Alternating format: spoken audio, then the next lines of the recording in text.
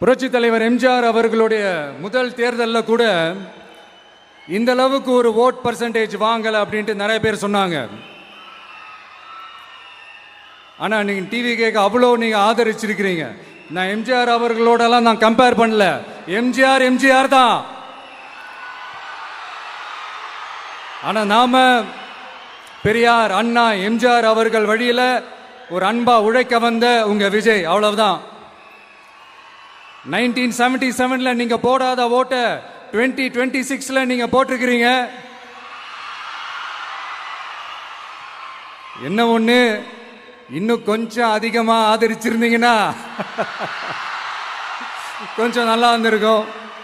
But பரவாயில்ல, ஃபியூச்சர்ல வரப்போற எல்லா தேர்தலையும் உங்களுடைய முழு சப்போர்ட் என்னால வாங்க முடியும்ன்ற அந்த ஒரு நம்பிக்கை இப்போ என் மனசுல ரொம்ப ஆழமா பதிஞ்சிருக்கு.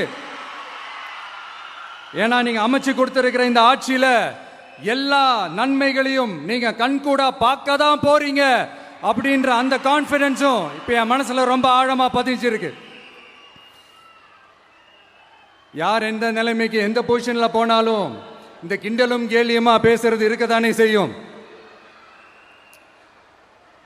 நம்மளை பற்றி, நம்ம அரசியலை பற்றி, நம்ம பேச்சை பற்றி இந்த கிண்டலும் கிள்ளையமா பேசிட்டு தானே இருப்பாங்க. அவங்க எல்லாருக்குமே என் சைட்லேருந்து ஒரே ஒரு ரிக்வெஸ்ட், தயவு செஞ்சு நிப்பாட்டிடாதீங்க.